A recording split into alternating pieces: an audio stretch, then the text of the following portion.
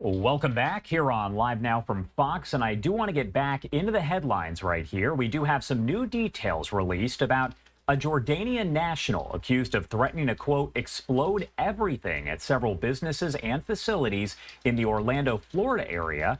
That includes at two Starbucks locations, a McDonald's, and an energy facility. You're about to see just some of the images of damage that was actually done. Now, the suspect you're seeing right there on your screen, identified as Hashem Younis Hashem Hnaihen, he allegedly left a letter that said he would, quote, explode everything here in whole America at two Starbucks locations, one in Orlando and another in Winter Park, which is just outside of that, a McDonald's in Maitland, which is also outside of Orlando, and a solar power generation facility. The U.S. Department of Justice revealing more information on Thursday, saying that he is a citizen of Jordan who lives in Orlando and was, quote, motivated in part by a desire to target businesses for their perceived support of Israel amid, of course, the ongoing Israel-Hamas war. Now, we are also told by Attorney General Merrick Garland that this is hate-fueled mass violence. He said, quote, such acts and threats of violence, whether they are targeted, the places that Americans frequent every day, or our country's critical infrastructure, are extremely dangerous and could cause obviously a lot of issues and will not be tolerated. Now, we are told that the suspect left warning letters at businesses around Orlando after allegedly smashing their glass front doors. A lot, obviously, to discuss here, so I do want to bring in Max Abrams, an associate professor of political science at Northeastern University, to help break it down. Thank you so much for taking the time, Max, to be here with us, as always. Thanks for having me. All right, so first off, the big question I have to ask, and this is just based off of the information and might sound kind of strange to people, but overall, based on what we're seeing from the affidavit, from the court documents, it sounds as though this guy is a pretty dangerous guy. Very dangerous, in fact. If you look at what he was doing, it's clear that the pattern was escalatory.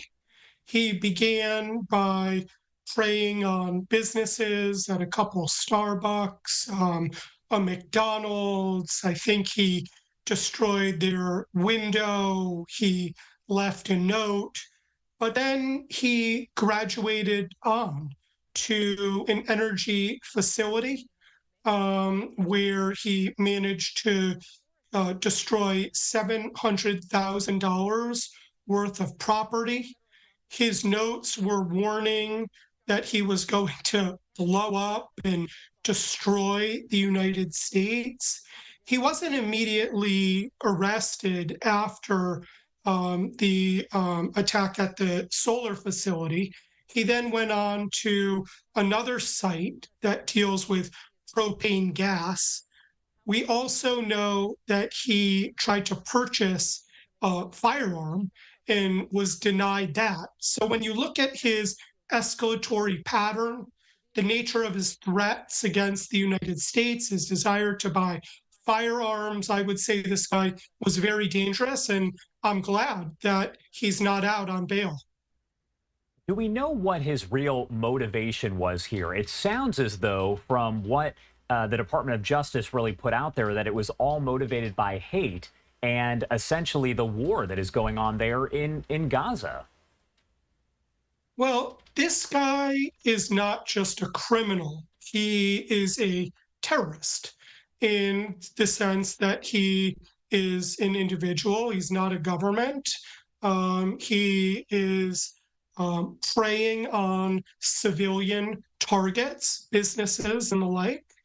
And he's also very much a political extremist.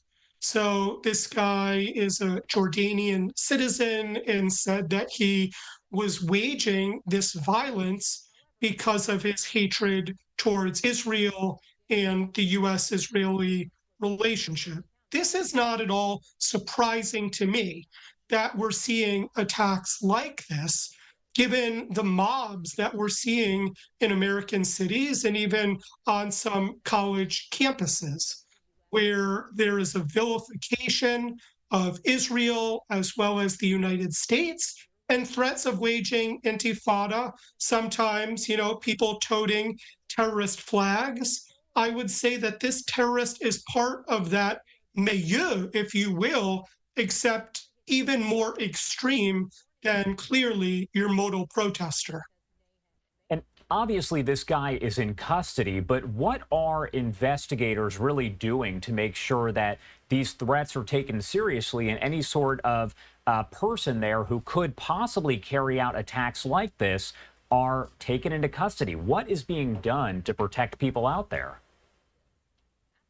Thing that they're going to want to do is they're going to look at all of his social connections, all of his digital footprint. Was he acting alone? And I haven't seen anything suggesting that he was working with anybody else. But they do want to make sure that it's just this guy. It's also a reminder that we need to harden our critical infrastructure because this guy seems to have gravitated 2 times to energy sites, and that is an ongoing vulnerability in the United States. There are also very real questions in my mind about what the hell this guy was doing in this country. I mean, he's a Jordanian citizen. He obviously hates America. He's threatening to blow up America. How did he, get in? And more broadly, I think that, frankly, we've been too permissive about people in the United States waving terrorist flags where their allegiance is to countries that may hate the United States, threatening violence, shutting down traffic, shutting down classrooms. Not all of that is criminal behavior, but some of it is. And it needs to be enforced more. I think that we are not at the end of this at all. I think that this guy is a manifestation of the kind of left-wing / Islamist extremism, which has engulfed the country, particularly since October 2023.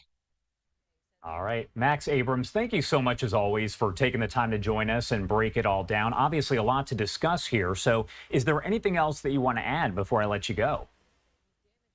Just that I think that things are actually going to get worse, in my opinion, when the fall terms start at the universities. A lot of the extremism comes out of there. These students, they were sent home over the summer. They are going to physically reconnect with each other come September. And I monitor this stuff. I look at, some of the Free Palestine student group, slogans, and what they're saying is that they've used this summer, in some cases, to learn directly from what they call militants. And so I'm concerned that we're going to see more of these intifadas erupt throughout the country. And with it will come some terrorist threats, some genuine terrorist threats like this guy.